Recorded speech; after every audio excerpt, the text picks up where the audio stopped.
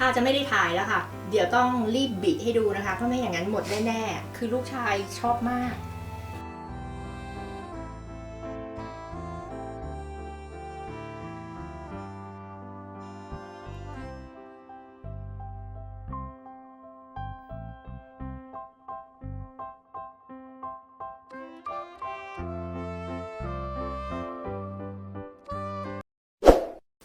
มาทำตัว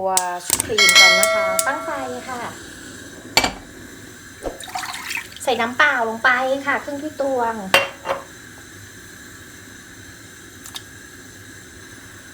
เนยค่ะมินาใช้เนยจืดนะใครจะใช้เนยเค็มก็ได้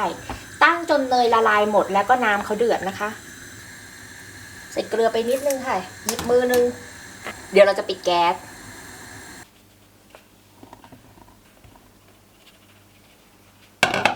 แล้วเราก็ใส่แป้งที่ร่อนแล้วลงไปค่ะแล้วก็คน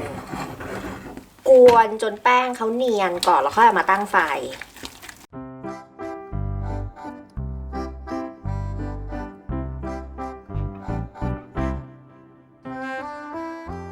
นี่พอได้เนื้อแป้งเนียนๆแบบนี้นะคะเหมือนมันฝรั่งบดอ่ะเราก็ตั้งไฟต่ออีกประมาณนาที2 นาทีแต่ว่าต้องคนนะไฟอ่อนนะให้แป้งเขาสุกค่ะแป้งเขาสุกเนี่ยจะเห็นได้ยังไงเขาจะติดตรงเนี้ยหน่อยๆถ้าแป้งเขาสุกนะ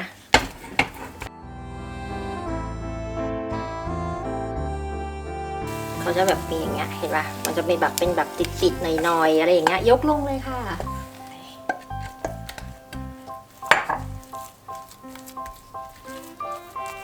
ตีแป้งเขานิดนึงค่ะให้แป้งเขาอุ่นๆนิดนึงตอนนี้เราอุ่นเตาอบแล้วนะคะที่ไฟ200องศานะคะ200องศาเซลเซียสหรือ400ฟาเรนไฮต์ก่อนนะคะไฟบนล่างไม่เปิดพัดลมค่ะแล้วเราจะใส่ไข่ไปทีละใบนะคะ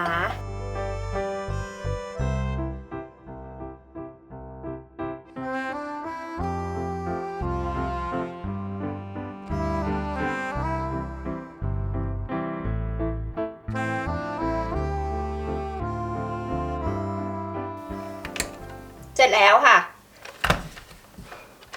ง่ายไหมง่ายพี่นาจะให้ดูเนื้อนะเนี่ยเนื้อเนี่ยค่ะ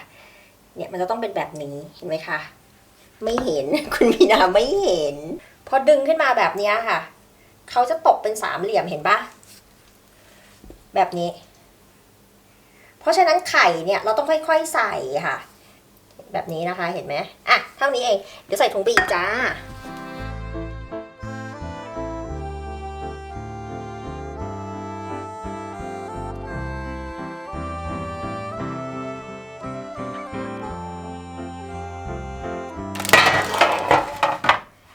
นะคะจะต้องลองด้วยกระดาษไขหรือว่าไอตัวพิมพ์เขาก็ได้นะบีบอย่างนี้เลยนะคะขึ้นมาแบบนี้แล้วก็ดึงเขาขึ้นมาแบบนี้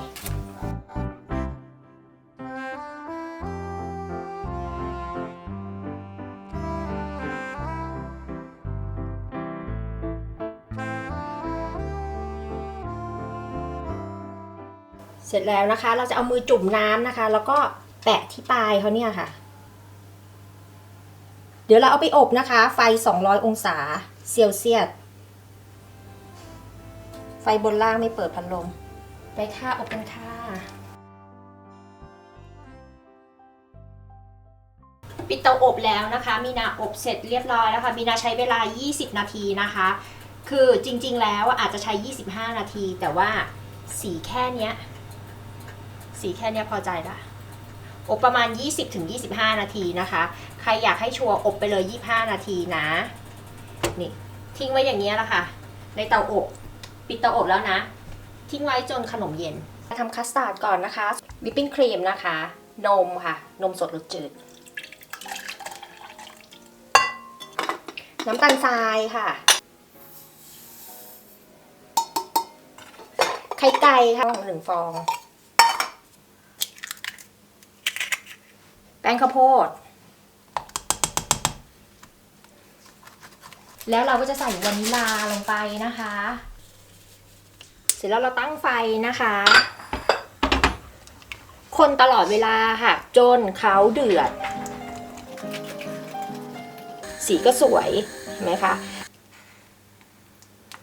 เราจะใส่เนยนะคะเนยเนี่ยจะใช้เป็นเนยเค็มก็ได้แต่มีนาแนะนำให้เป็นเนยจืดเพราะว่าเราทำขนมหวานไงฝรั่งเลยไม่ได้ตัดเกลือแต่มีนาจะใส่เกลือไปนิดนึงค่ะไปสักแค่หยิบมือหนึ่งเนื้อเขาจะเป็นแบบนี้นะคะคัสตาร์ดนะเอาตะเกียบค่ะเจาะไปที่ก้นเขาแบบนี้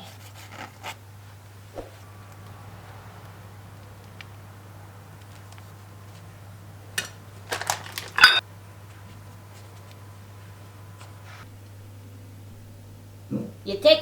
ครีมปิดเดียวบอกน้องว่าพอแล้วเดี๋ยวครีมแม่หมด